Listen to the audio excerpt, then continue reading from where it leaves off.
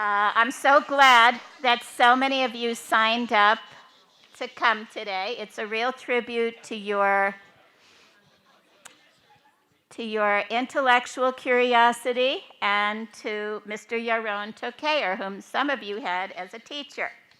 As we mentioned in the email inviting you to come, the successful launch and deployment of the James Webb Space Telescope was recently named by Science Magazine as the Breakthrough of the Year 2022. This telescope is described as the largest and most advanced telescope ever launched by humans, allowing scientists to see views of galaxies and stars forming back at the beginning of time, only a few million years after the Big Bang, which was 13.8 Avery billion years ago. Some of my favorite quotes from this Science Magazine editorial describing the selection of the telescope as the breakthrough of the year were, or are, this remarkable new space telescope has rekindled a sense of awe and wonder.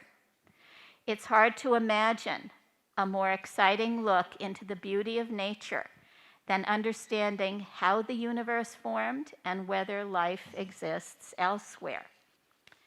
And, quote, it is a reminder of how great science requires great humility, which is reminiscent of the SAR mission statement.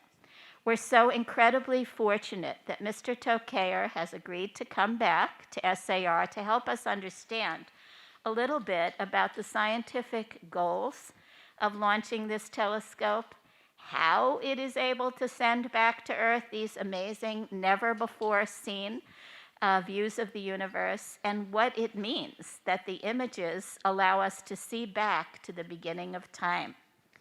What have scientists learned so far, and what do they hope to learn? Mr.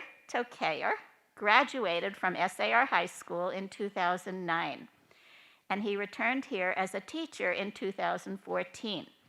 After leaving SAR in 2019, after 5 years, Yarone joined the Columbia Astrophysics Laboratory at Columbia University.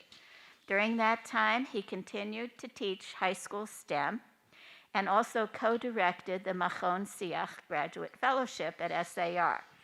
Yarone holds a bachelor's degree in engineering from the Cooper Union and a master's degree in the philosophy of physics from Columbia. He's currently pursuing his PhD in physics from Yale University, where he studies cosmology and high-energy astrophysics. Although we were so sad to see him leave SAR, we are thrilled that he's getting to pursue his dream and that he has come back to enlighten us on this major new event in astrophysics and in the world. I'm sure you will all join me in welcoming Mr. Yarone Tokayer.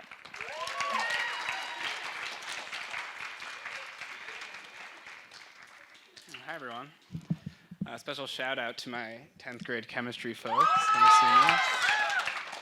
It's great to see everyone again. The James Webb Space Telescope is the most powerful telescope in human history, and it's also one of humanity's greatest engineering achievements. In already a few months, it's generated really beautiful and exciting views of the universe, and we expect it to be around for at least another 20 years. Before we start, just give me a sense of timing. Are there people who already know they have questions for the Q&A, just by a show of hands? Okay.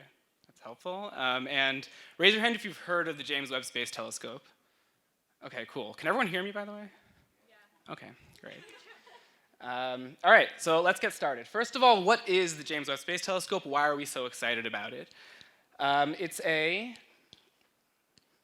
$20 billion telescope. Just to give you a sense of what that means, so I think when the SAR building was first built in 2005, it was like tens of millions of dollars, like between $30 and $40 million. So that means that 3 SAR buildings at the time would have been $100 million, and 30 SAR buildings at the time would have been $1 billion, which means $20 billion would be 600 SAR buildings. That's 600 SAR buildings when it was first built in 2005 for a telescope. So that's The James Webb Space Telescope is $20 billion.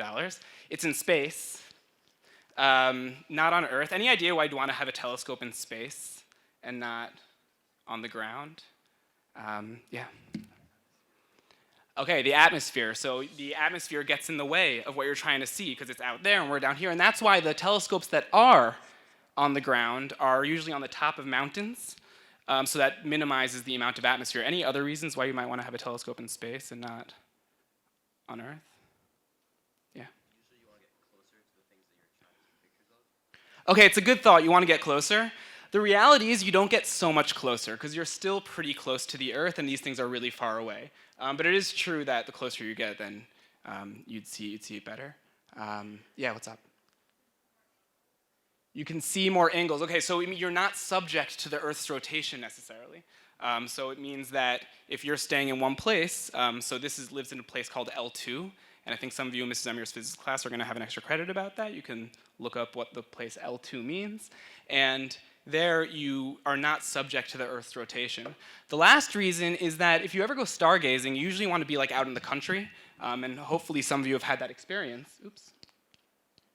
Hopefully some of you have had that experience of going stargazing out of the country far away from the city. And that's because when you're far away from light, you can see faint objects much better. So if you're far away from the Earth, you are away from the light pollution that's on Earth. So it's in space.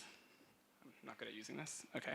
It's primarily designed to see the early universe. So when we first thought of the telescope, or when scientists first thought of the telescope in the 90s, they wanted to see the early universe. And we'll talk about what that means and how it sees the early universe, but that's the main goal of the James Webb Space Telescope. It's also used for other science applications, so people use it to see planets that surround other stars that are outside of the solar system. We use it to observe and learn more about how stars form. But its main goal is really to see the early universe, and that's what we're going to be talking about today, and we'll talk about how it does that.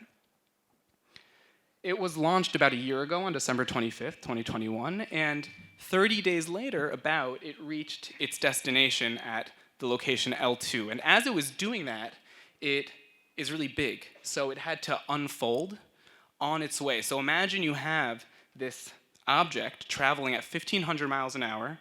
It's traveling literally 1 million miles away, and as it's doing so, it's slowly unfolding. And what we're seeing now is what's called the sun shield. That's in order to keep it cold. It needs to be really cold, and we'll actually talk about why, hopefully. It needs to be cold. It has a shield from the sun. It's like keeps it in the shade. So that thing is going to extend out to the size of about a tennis court. And it's really, really effective at blocking the sunlight. So you end up getting a difference of over 300 degrees Celsius just over a few feet. It's like a really, really good winter coat. So on one side, it's like 200 degrees Celsius. About 100 degrees Celsius. And on the other side, it's almost absolute zero. That's like the coldest you can get. So it's a very effective sun shield, and that's one of the great engineering achievements of the James Webb. We can watch this a little more just because it's cool. And this whole mirror is really, really large, and it also needs to unfold because of how large it is. It's like 6.5 meters. And that thing over there is what collects the light, that thing that just unfolded. So the light goes, reflects off of those golden honeycombs, and then reflects into that detector. All right, we'll move on. All right, then about 6 months later, the first images were released. It was on the front page of a lot of newspapers, and it looked like that. And it's really, really beautiful. And I'm actually not going to spend so much time on this slide because we're going to have more time to really talk about the images and look at them and try to understand them. Do people remember when this image was released? Okay, yeah. All right, so let's move on. Why are we so excited about the James Webb Space Telescope? Why are we making such a big deal about it? Why did Joe Biden have a press conference about it? Why is it on the front page of the newspaper? And I think the best way to understand it is actually to first talk about a different telescope, a different really important telescope. There's one more fact about the James Webb Telescope that I want to mention, and that's that it does not only see visible light. There's a lot of light that's not visible to us. So, for example, I don't know if you've ever heard these words, radio waves, or UV light, the thing that causes sunburns, X-rays. Those are all forms of light in everyday life that we don't see. There's a small range of light that we do see, we call that visible light, but there's a lot of light that we don't see. And one of those is called infrared light, and the James Webb Space Telescope is actually sensitive to infrared light, and that's going to end up being really important. And it's actually not the sort of camera that you'd want to take regular pictures with. Your pictures would come out kind of weird because it's not only seeing visible light. So I'll just show you an example of a planet that we all know and love, Jupiter, assuming most of us kind of have a sense of what it looks like. And on the right, you see what Jupiter kind of looks like. Hopefully that's kind of familiar looking. And on the left, that's a James Webb Space Telescope image of Jupiter. And you can see that you're picking out features of the planet that you can't see otherwise. So for example, you see these kind of dots over there along this band. Those are features that don't really come out in the visible light. You see the aurora on the North Pole and the South Pole, just like we have auroras here on Earth, there are auroras on Jupiter, the northern lights. So that's what you're seeing up there and down there. So there are features that you could pick out in the infrared that you can't pick out in visible light. So this is not your grandma's space telescope. It's really a different sort of thing. And the images are not all in visible light.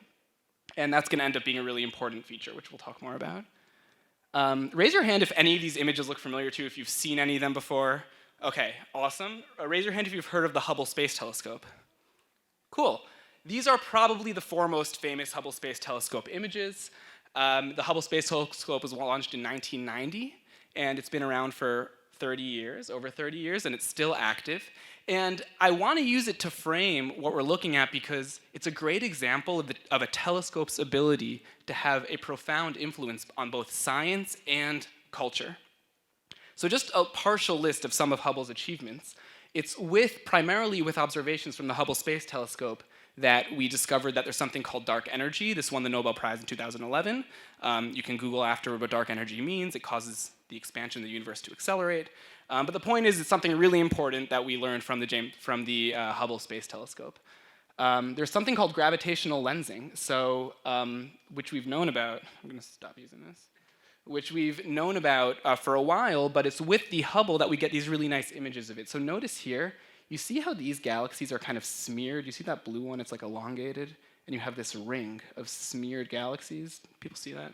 That's called gravitational lensing. Those galaxies are not actually smeared. It just looks like that because there's a lensing effect in space. It's pretty wild. This is predicted by Einstein in 1915. And it's with the Hubble Space Telescope that we see these really beautiful images of it, and they're high enough resolution to actually make measurements. And that's another achievement of the Hubble. It's with the Hubble that we have been able to study supermassive black holes at the centers of galaxies, and there's this really interesting, intricate, and mysterious relationship between black holes and the galaxies that host them. This is a picture of a galaxy. That dot over there, that's a galaxy, and this is a jet. And look how far the jet emanates from the galaxy itself. That's because of how powerful the supermassive black hole is at the beginning. This is a Hubble image. Just another example of the sort of impact that one telescope had and all the things we can learn from it. Now this last one, if your eyes glaze over at the idea of dark energy, this thing's really cool. Imagine you take a tiny piece of paper, 1 millimeter. So that's like what dentists use to measure the space between teeth, like 1 millimeter. So imagine you have a 1 millimeter by 1 millimeter square and put it 2 rows in front of you. And for the people here, that's over here. And you can look, imagine how small that would be. That's the patch of sky that Hubble chose to look at, or people chose to point Hubble at, for 11 days. It just stared at that tiny, empty dot. What do you think it saw after looking for 10 days? If you would guess nothing, that would be a very reasonable guess. But actually what it saw was this. All of these galaxies, each of those dots is an entire galaxy that holds hundreds of billions of stars. And those were all in that tiny, tiny dot of the sky. This is called the Hubble Ultra Deep Field. And what the Hubble showed us is how vast space is. 10,000 galaxies in that tiny 1 millimeter by 1 millimeter square of empty sky. It doesn't look bright to the naked eye. So it's really because of the Hubble that we know what space looks like. Any images of space you've seen were probably from the Hubble Space Telescope, and scientifically it's taught us so much. When we look back to 1990 and we think about what we thought of the universe, it's really a very different picture. We didn't know the age very well, we didn't understand dark energy. So there was also a significant cultural impact. This is just an example of a front page of the newspaper showing some Hubble images. All right, so now we can think about why we're so excited about the James Webb Space Telescope, because it's designed to be that much better than the Hubble. And we saw what the Hubble's done for us the past 30 years. We're anticipating something similar to happen over the next 20, 30 years with the James Webb. So let's do a side-by-side comparison. We'll actually dive into some Webb pictures. So on the left is the Hubble Space Telescope image of what's called the Pillars of Creation. So it's just a giant cloud of dust. And the dust condenses into stars. So people call it a stellar nursery. So you can see each of these stars over here, these were born out of the cloud of dust, and this is just some more dust that has not yet turned into the stars. And what happens is the stars form, and just the pressure from the strength of the stars pushes the clouds away. So that's why you have these gaps over here. Those gaps are the stars pushing the clouds away. This is the same thing, but this is the James Webb image. What are differences that you notice between these two? Yeah. Beautiful, yes. The stars, you see so many more stars in the background. The background is so rich. That's because the James Webb has very high resolution and it's very sensitive to even faint light. So just the background, and for me, that's actually the most fun part of these images, is just the backgrounds are so brilliant and beautiful. What other differences do you notice? Yeah. The contrast is better, yeah. So you end up, you can pick out more things. That's true, yeah. Oh, very good. Yeah, that's called the diffraction pattern. So over here, you see the Hubble. The Hubble signature is this cross. That's because the Hubble Space Telescope, it has a lens that's held up by struts. There's 4 struts. And those lines are not actually part of the star. That's just an artifact from the struts. And the James Webb Space Telescope, you already saw, is like those honeycombs. So you end up getting these 6 spikes, and that's the signature. If you ever want to know, am I looking at a James Webb image or not, just look for those spikes, and then you'll know you're looking at a James Webb's image. So that's called the diffraction pattern. That's a really good observation, yeah. What else? Yeah, I'll in the back. It does look bluer, yeah. I don't know why that is, but it definitely does. It does. It looks bluer. A lot of this is fake color, by the way, because remember, a lot of this light is not actually visible to the human eye. You know, we have a certain color range that we can see, so anything that's out of that, we just kind of make up colors of what it might look like. But this is pretty close to what it would actually look like. The Hubble's probably closer to what it would really look like. One last difference you might notice. Oh, yeah, sorry. Yeah, that's what I was going to say. Yeah, exactly. No, thank you. So you can see right through the gas cloud, and that's because infrared light, that not visible type of light that Webb can see, cuts through gas much more effectively than visible light. So it's not that between when this image was taken and this image was taken, the cloud got weaker. That's not what happened. It's the same thing you're looking at. It's just the type of light we're looking at here cuts through gas much more effectively. And that's one of the reasons the James Webb is designed to see in the infrared, because you can see things that are usually obscured by gas. So those are the kind of main differences between the Hubble and the Webb. The Webb is much more sensitive to faint objects. It has much higher resolution, and it can cut through dust. Well, actually, let's look at a few more images just for fun. Website. Hold on. There we go. Okay, this is a really, let's try again. There we go. Okay, this is a really fun website. You could compare the Hubble and the Webb. So this is called the Tarantula Nebula, and it's a giant cloud of dust, and there's a bunch of stars in it. And again, you see that in the Webb, a lot of that dust clears away. And again, you see that classic Webb diffraction pattern. This is called the Southern Ring Nebula. So this is a star, and the star is in the end stages of its life, and when it does that, it sheds its outer layers, kind of like a snake. And these are the outer layers of the star being shed, and that's the star in the center. And again, notice that there's stars in the background that you can't see with Hubble that you do see with the Webb. Here you have the cross, and here you have the spikes. And you're also just seeing many more details of this cloud, and again, that's because of the infrared light that you're now sensitive to. This is called the Carina Nebula. This is the one that was on the front page of the New York Times. This is also called the cosmic cliffs. And again, you see that the Webb can cut through all that dust. You have this brilliant background. And the background of the Webb is actually so powerful that a lot of scientists just use the background for their studies. So people will kind of have the main thing that they're studying, and then they'll other scientists will use the background to study those stars. All right, each of these dots is a galaxy. A whole galaxy, each of these dots. There's tens of thousands of galaxies in this image. And again, you're seeing that gravitational lensing effect I was talking about. You see these curves? That's gravitational lensing. That's because these galaxies are all the way in the background, and on their way to us, they get bent, just like a lens, like a glass lens, and that's why it's called gravitational lensing. This is actually my favorite. This is my favorite Webb image. Yeah, Benji?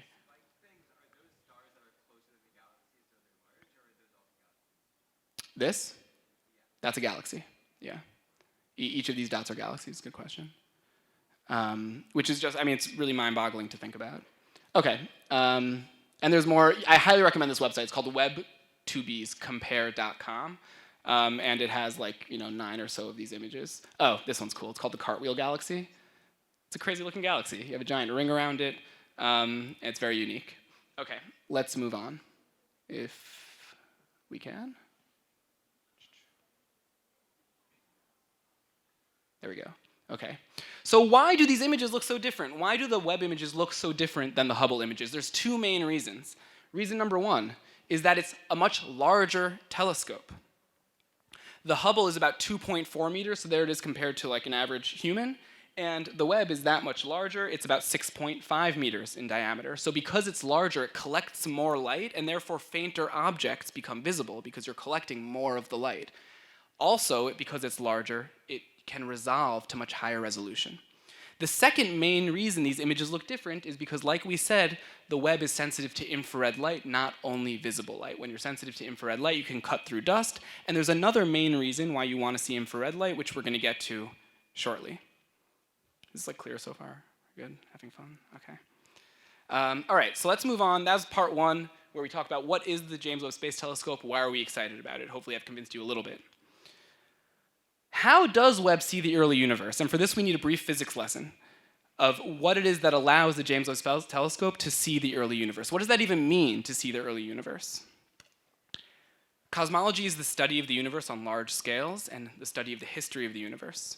And the most important idea in cosmology, the most important idea, is that the farther away you look, the farther back in time you see. So if you're looking closer, you're seeing something that happened more recently. And if you're looking farther, you're seeing something that happened long ago. Why is that? How can that be? And this is what we're going to talk about. I want to start with an analogy, because it's a really important concept to understand. Imagine I'm traveling the world. There's me, and I'm traveling the world, and everywhere I go, I send a letter to my grandparents. So that's something I try to do. I send them a postcard. So say one day I'm in London, and I say, "Dear Zadie and Grandma, I'm in London, and I love it. Love Yarone." And it's January 4th, and I have my letter, and I put it in the mail. And it makes its way to New York. So over the course of 7 days, it slowly makes its way to New York, and now all of a sudden it's January 11th, and I'm somewhere else. I'm in Israel. So my grandma reads the letter, and she says, "Wow, my grandson's in London. Is she correct?" No, not necessarily, and in fact, she's actually wrong here. The correct statement is, a week ago, when this letter was sent, my grandson was in London. Because it takes time for the information to transmit, it's outdated. The letter is outdated because it took time to get there. And that's just something that's always true. The information is outdated because it took time to transmit. So that's the picture I want you to have in your head, as we're going to talk about how we see things. So imagine you have 2 people and they're looking at an eagle. Maybe they're science teachers at SAR and they like to look at eagles. And you have 2 people and they're looking at an eagle. And how do they see the eagle? The way they see it is, well, presumably it's daytime, so there's a sun, and the sun emits light in all directions. That's what the sun does. It emits light in all directions. And a tiny portion of that light is going to hit the eagle. It's going to happen to hit the eagle. And then the light goes from the eagle and reflects off in all directions. And now it's brown because the eagle's feathers are brown. And a tiny portion of that light will ultimately reach the eye of the observer. So that anytime we see something, it's because light reflects off of the thing into your eyes. That's how we see things. And that takes time, a very short amount of time, but it takes time for the light to get from the eagle to the eyes. Okay, let's zoom out. Now suppose there's you on Earth, you're on the bright side of the Earth, it's daytime, so that means you could look at the sun. You should never look at the sun, by the way, it's very dangerous. But suppose you were looking through a pinhole or something in a way that was safe. How do you see the sun? How do you see that light? Well, that's because, again, light traveled from the thing you're looking at to you. And that takes time. In this case, it takes much more time. It takes about 8 minutes, by the way. It takes 8 minutes. Well, we just learned that any time something takes time to transmit, it's going to be outdated. It's going to be, that light is 8 minutes old. So the image we see is outdated.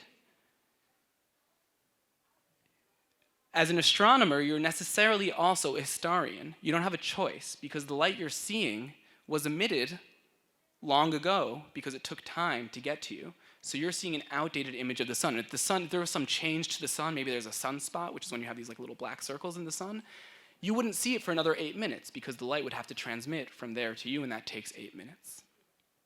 All right, let's zoom out a lot. So there's the Earth, there's the James Webb Space Telescope. It's always on the dark side of the Earth, by the way. And suppose it's looking at some image like this. That was the image of the galaxy cluster we saw. You can see that lensing effect again. How does it see it? Well, light was delivered from those galaxies to the James Webb Space Telescope. And again, that takes time. So for example, that galaxy, the light took about 4 billion years to get there. This galaxy over here, the light took about 13 billion years to get there.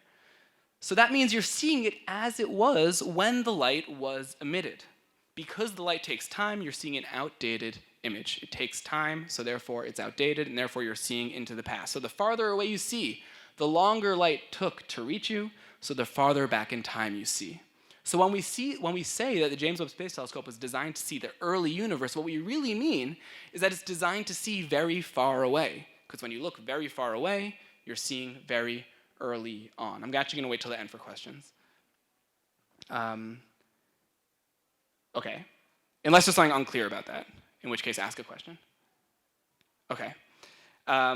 Okay, so that's important idea number one. By the way, if you wanted to know what this looked like in present day, you'd have to wait another 4 billion years because that's the light that's being emitted now, so you'd have to wait that amount of time. So again, most important ideas come out in cosmology. The farther away you look, the farther back in time you're seeing. Great. The second most important idea in cosmology is that the universe is expanding. The space between galaxies is expanding. What does that mean? Well, let's use another analogy. Suppose you had a balloon, and you draw a bunch of dots on the balloon. So each of those can represent a galaxy. And you blow up the balloon.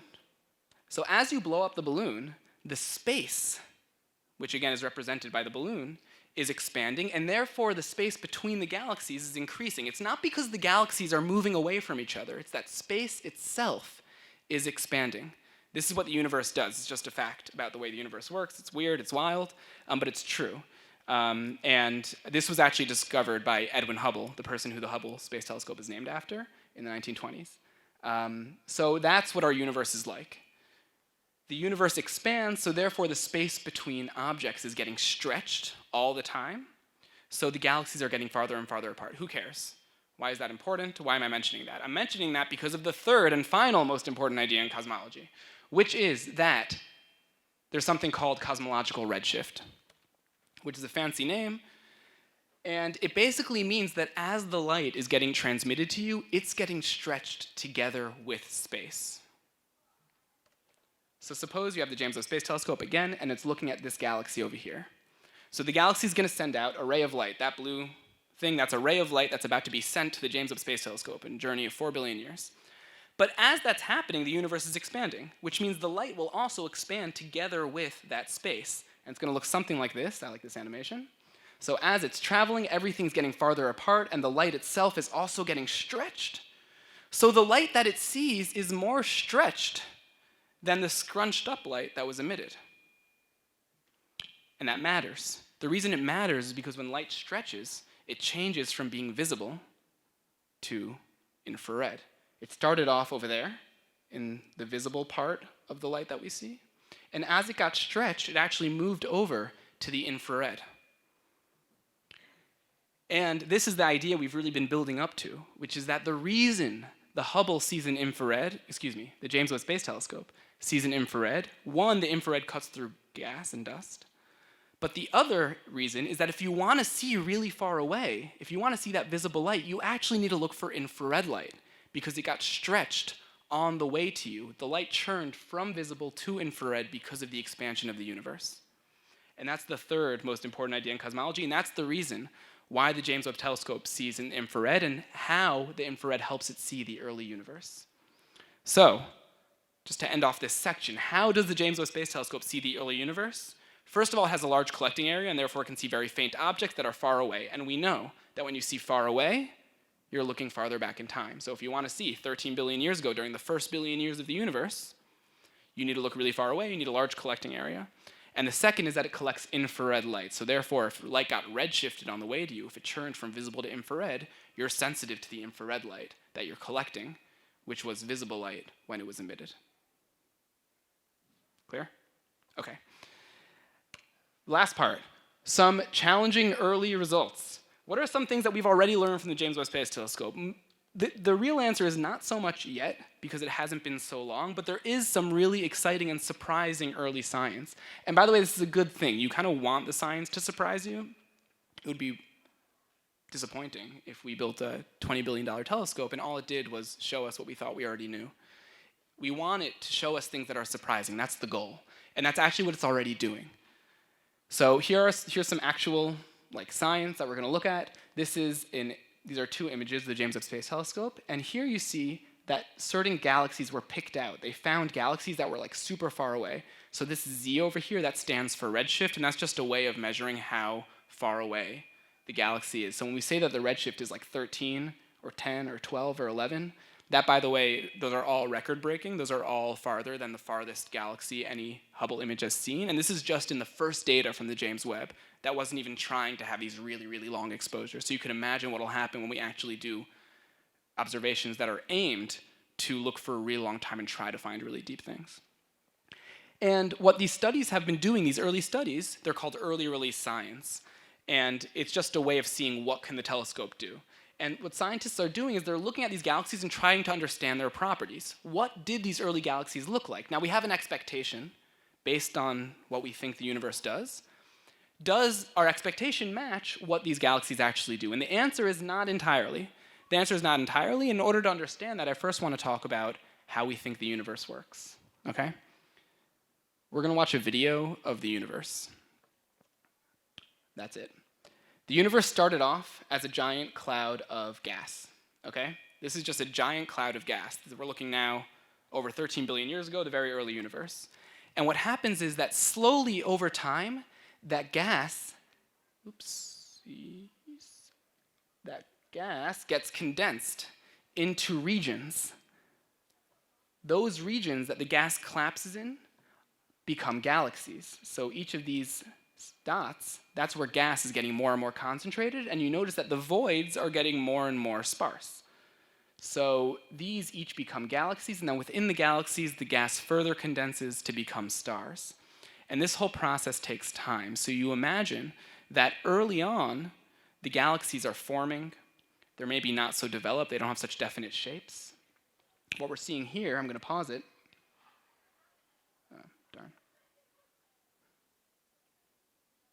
What you're seeing here is actually a cluster of galaxies. This is a bunch of galaxies that are all kind of orbiting and interacting with each other.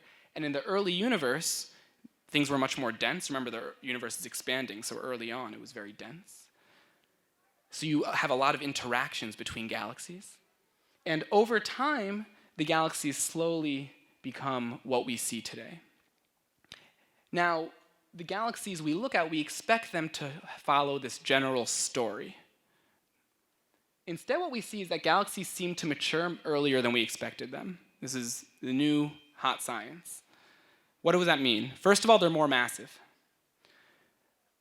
They have more stuff than we expect them to have at that point in time.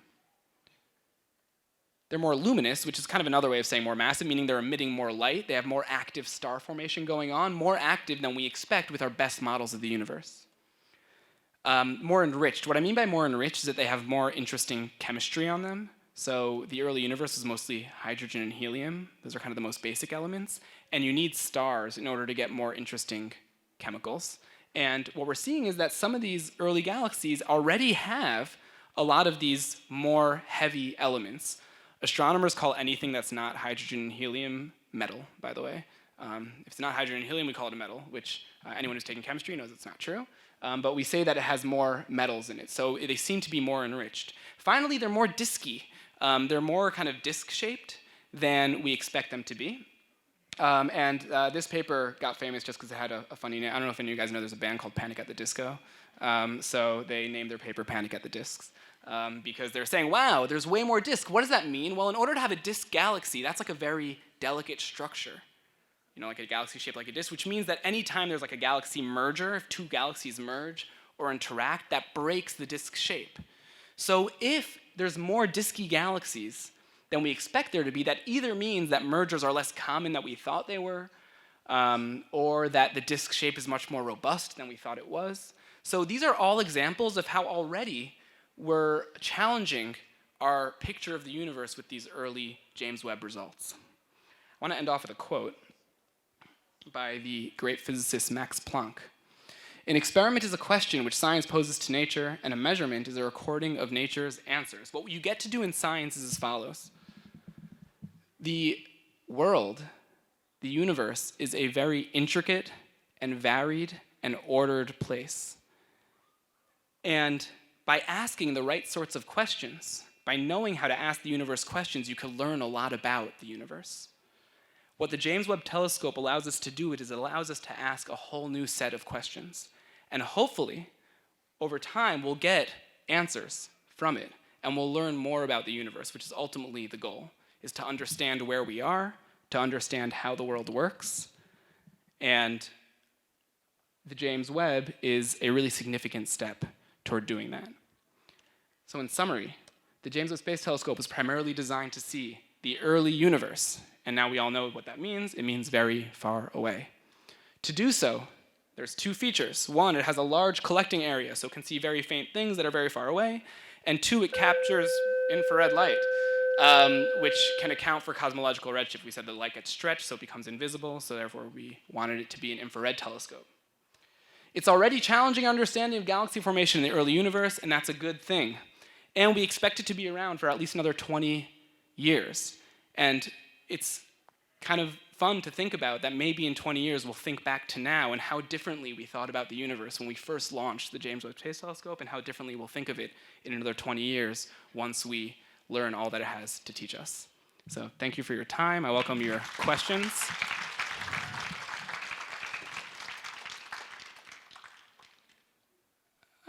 Yeah, you've been waiting a long time. Okay, my brain hurts a little, but I think I understand your question. Yeah, I'll repeat the question. Tell me if I'm getting it right. Is that basically, can you use the fact that when you look far away, you're seeing back in time, can you use that to basically observe yourself like back in time? If you like went somewhere, came back to Earth, then you can observe yourself back when you were there. In principle, yes, if you had a way to travel faster than the speed of light, which means in reality, no, because there's no way to travel faster than light. So the short answer is no, because in order to get back to Earth from that faraway place, you'd have to travel, and that would take longer than the amount of time it takes light to travel. So by the time you're back to look at yourself, you're not there anymore. But you can't. Because, no, but that's an actual law of physics, is that you can't travel faster than the speed of light. So unfortunately, the universe is like a little bit boring for that particular question. Yeah, I'll go all the way on the left, yeah. Wouldn't wormholes be able to allow you to see that? Because wormholes you wouldn't be traveling faster than the speed of light, you'd just be cutting through space. Yeah, so there's an idea called a wormhole, which we don't know if they're real or not, and that in principle would be like a shortcut so that you wouldn't have to travel as much distance as the light. Yeah, so that's a good point. It's a good point that if wormholes exist and was conveniently placed, then maybe, I guess you can get back. I actually know very little about wormholes. You probably know more about them than I do. But that sounds like very reasonable to me. Yeah. Would you, how would you be able to see the early universe if it's really looking far away? Is it more looking at other universes to see how our universe formed? Well, it's all the same universe. So anything that we can see by definition is part of our universe. And if you're looking at a faraway galaxy, that is all part of the same, that's part of our universe. I don't know if that answers your question. Okay. Yeah. Would we ever be able to make a telescope that like visualize normal wavelengths? them rather than Yeah. which would then lead us to the Oh, good question. Yeah, so we have telescopes at basically all wavelengths. We have radio telescopes, we have multiple infrared telescopes, we have visible light telescopes, we have X-ray telescopes, etc. As far as redshift, you get each wavelength has its pros and cons. So for example, if you want to look at radio waves, then I guess in principle you could see something that was like very redshifted, meaning that got very stretched, but it's also very hard to have high resolution for radio waves, so infrared is really the kind of the sweet spot. Yeah. Yeah, Karen. Like what do we do with it? Oh, okay. It has a limited amount of fuel. So I think people have like I know there's been talk about like a mission to refuel it, but you know the Hubble orbits the Earth, so it's relatively easy to go and do a servicing mission, which we do, and that's one of the reasons it's been able to last over 30 years. The James Webb is 1 million miles away from Earth, so it's not as simple to do that. You can't like send a person there the way you can send a person to the Hubble. Hopefully not. I don't think it has like a self-destruct. I mean, I know when we have satellites that orbit the Earth, then sometimes they're designed to kind of intentionally crash back into Earth so they don't just stay there forever. Again, this isn't orbiting the Earth, so you wouldn't be able to do that in the same way. So you would actually need to bring it back, which is like a big cost. So I think it would stay there. Yeah, all the way at the end.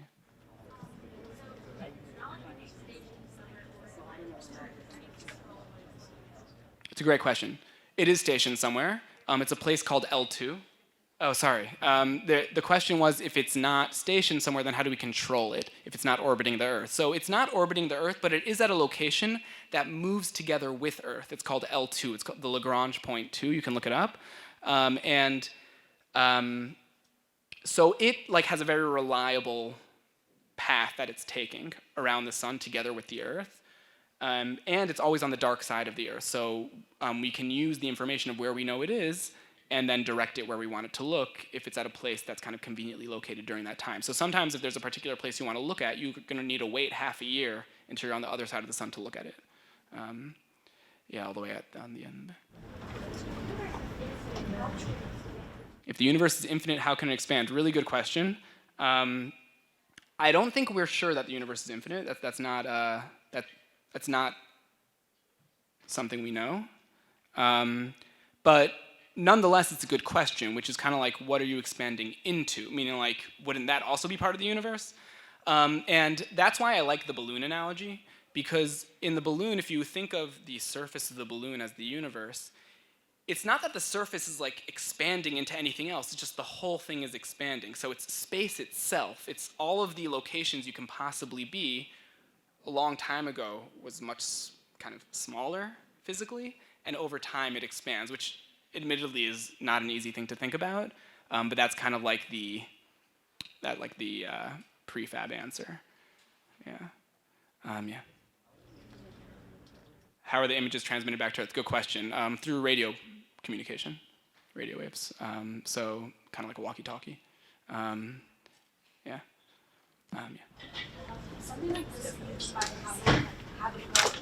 Can something like this be used to find habitable planets? So that is one of the secondary goals of the James Webb Space Telescope, is to observe what's called exoplanets, which are planets that go around other stars other than our sun. And something that the James Webb Space Telescope is pretty good at is observing the atmospheres of those planets. And it turns out that that's a useful fact about a planet to see, is it habitable? Does it have water? Things that we think are generally associated with life. And actually, the James Webb Space Telescope recorded the first observation of carbon dioxide on a planet outside of our solar system. So that is one of the kind of new results from it. Yeah, so it can, and that is one of the things it's partially for. Yeah. Do you know how much redshift there is per billions of years, and therefore we can figure out where it actually is, like what the color actually is? Yeah, great. So the question is, do we have a conversion basically between redshift and time, and therefore can we like reverse engineer it to what the original wavelength was? Okay, so the answer is yes, we can, and that's actually how we know the way we figure out what the redshift of a galaxy is we look at what's called the spectrum. So I don't know if you learned this in chemistry or physics, but if you have a certain element, like if you're looking at hydrogen gas, for example, it has a certain signature that it imprints on light that passes through it. So that signature is something we recognize. And if you see that that whole signature is shifted, that's why it's called redshift. That whole thing is shifted, then you say, I'm looking at hydrogen, but it's not where hydrogen should be. So that tells me that, oh, it's redshifted, and then we can know exactly how much it's redshifted by.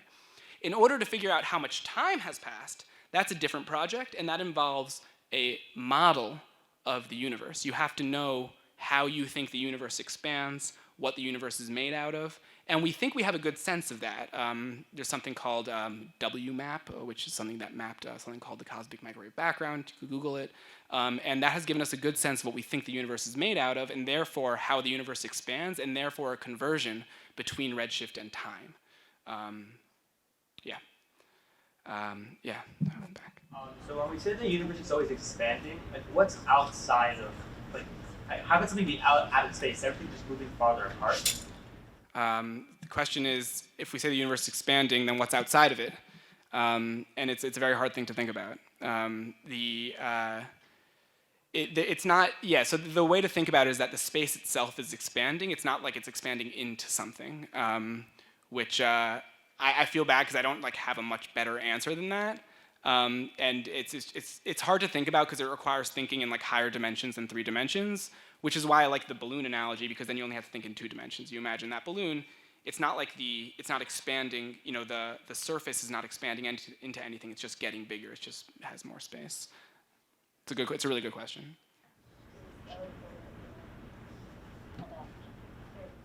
Okay, so everyone should remember to eat. So it's 3 more?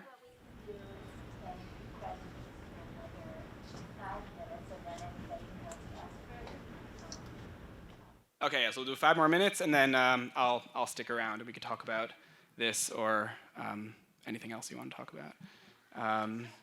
All right, yes. Yeah. So this is a little bit unrelated to what you were talking about, because how do you read the way you showed us the universe created in that video with biblical? Yeah, so the question is, how do you synthesize this picture of the universe with what we're used to from the Bible, from Tanakh? It's a great question. I believe that the 9th grade is going to have a talk on this at some point, right? About evolution, yeah.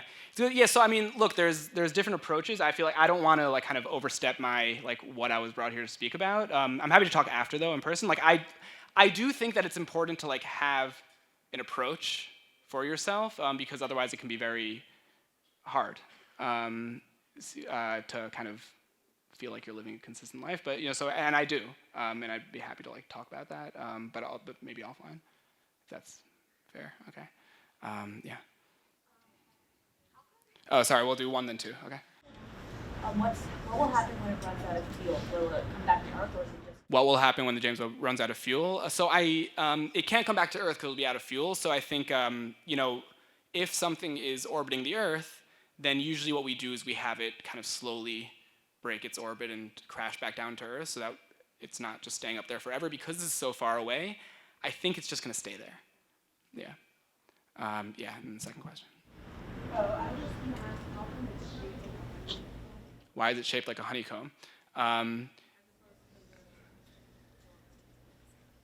As opposed to what? As opposed to the Hubble? So the Hubble didn't have to unfold, so we can put it there intact. And there's a theorem, which I don't know the name of, but a mathematical theorem that the most efficient way to pack things is actually that honeycomb shape. And so if you're going to have something that's going to fold and unfold, it's just a really good shape to use. And by having these different panels, we have really impressive control over each of those independently. So you can actually, if you want it, you can Google the alignment of the James Webb Space Telescope, and you can actually see how when it was first launched, the whole thing was like a mishkabobble. And then they tuned each of those honeycombs to the exact location so that everything was focused in the right direction. So it actually... I assume that originally it was an engineering necessity in order to have it be able to fold, but it's also a strength because it gives you a lot of power over exactly how it focuses light. I don't know how kaleidoscopes work, actually.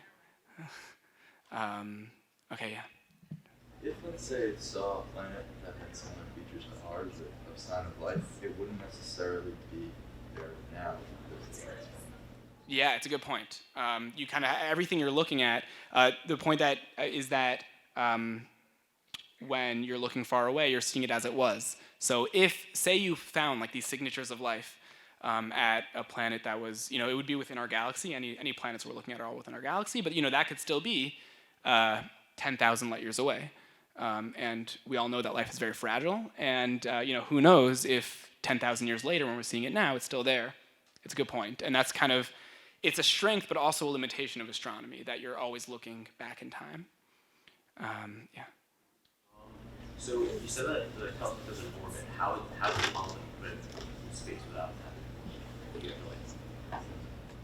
It's the extra credit problem. How can something stay in orbit if it's not orbiting the Earth? So I'll just say very quickly. So it's called the Lagrange point 2, and it's basically a special point in space that orbits together with the Earth, and that's because the gravitational force of the Sun and the Earth are balanced out such that there's what's called a potential minimum. So it's a place where it could kind of orbit on its own, even though there's nothing there. It's not orbiting around anything other than just kind of like a mathematical point that happens to have like a gravitational minimum there. So I don't know if that's like a kind of an easy answer to absorb all at once, but that's the best I can do, I guess, on the spot. Also, do you think there's life in the universe? Do I think there's life in the universe? I think like the kind of scientific consensus, like in the scientific community, is like probably yes, because the universe is so vast, like way more vast than it's even easy to think about. And there's something. Have you guys learned about like Nicholas Copernicus? All right. So what was his big idea? He's on the Wall of Fame. He should be. What's he famous for? A heliocentric model, exactly. So we have something called the Copernican principle, which is named after Copernicus. And the idea is that we have an assumption when we're looking at the universe that we are not in a special location.